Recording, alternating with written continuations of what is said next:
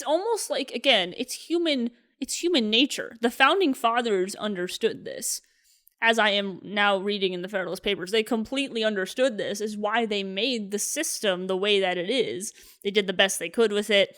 Maybe you don't like all of it, you know, but you got to give them some props for putting together an entire government system. Like, that's pretty dope if you think about it. There's an entire book on on why they did it. So that's pretty, that's pretty incredible. But people don't just give back power. And that's the thing about leftists I find interesting, or even liberals. Oop, there's that COVID. Yep. And even with people who are very empathetic and compassionate, which I appreciate that quality in them, but they almost assume the best of people. And see, some would call me a pessimist. I just think that I believe in the depravity of man. And I just understand that when you have compassionate and empathetic people, like, I just assume that they have the best intentions.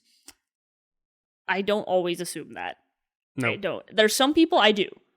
There's some people I don't. And if you assume that everyone has good intentions, you miss the nature of man that, again, abuses that power.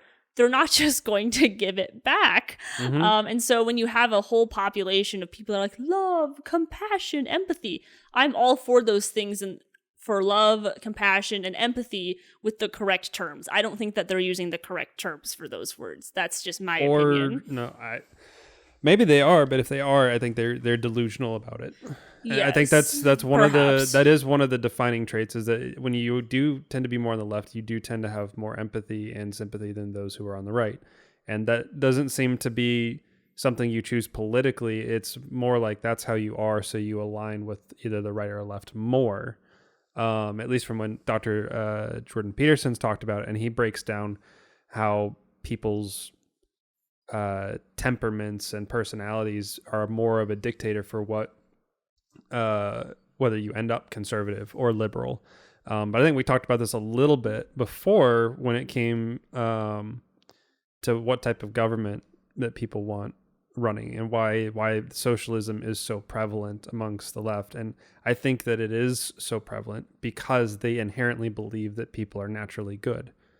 And I don't believe that, therefore a socialism type of society wouldn't work. Yeah. Because I believe that people on the ground, people like you and me, like that are there it is.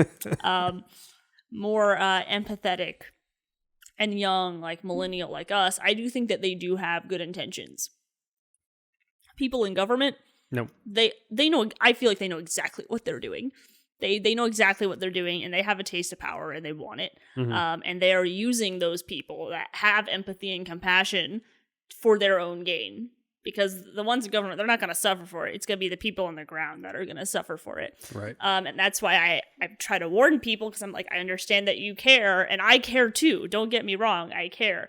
I just know that this method isn't actually going to work. And we can, I guess, debate it back and forth, and I'm always up to talk about concepts with people that don't agree. I think that's actually the most fun. But I always enjoy when you and I get into some stuff that we don't necessarily agree with.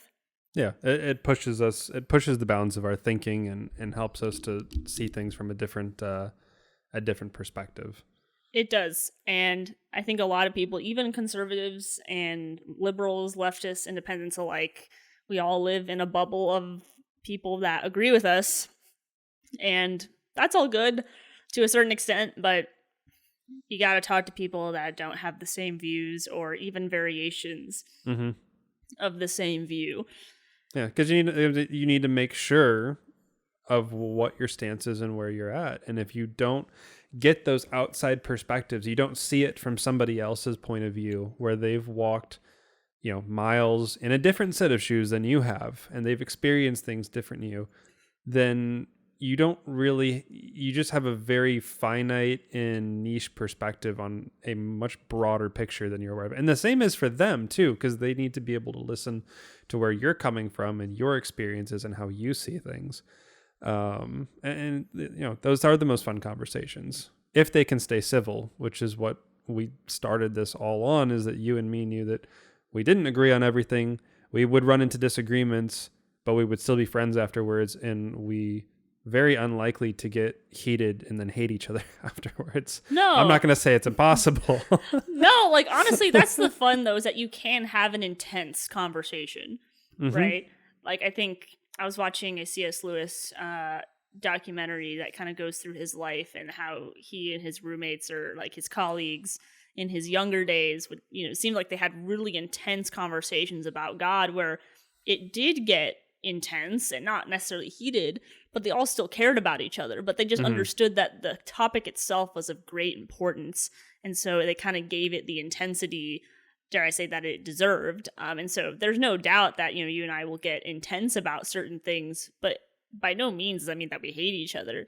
And I just wish that people could do the same. I wish that we could still have, like, I miss the idea of like a thinking club, of like just having a night like once a month where you get some people around a table with some tea or coffee and sit down and talk about different ideas with people that have different thoughts on it. And just having like that, to me, just seems like so fun, like with the understanding of being civil and just wanting to think together and learn and maybe even get your own point of view proven wrong on the spot. It shows something about a person when they can be like, oh, wow, I think I might be wrong about that. Let me think on it. Right. And really evaluate what you're saying and maybe come to the conclusion that they were wrong. Like, that takes a lot of humility. That's actually a learning spirit. I feel like there's been some points where I've been moved a little bit, where I've been like, okay, let me think about this. Maybe I am just looking at it because from my own perspective, like I'm a middle class, suburb girl. Maybe I should rethink how I feel about different race issues. Or like, okay, let me just think on this. Like, let me have a moment to just take all this in. And so other people's perspectives can help. That doesn't mean that you 100% change yours, but it gives it more body, your perspective more body if it needs it. I just want people to be civil because I like having fun conversations where, where people disagree. It can be a lot of fun, but it's not fun anymore. It just seems like dreadful.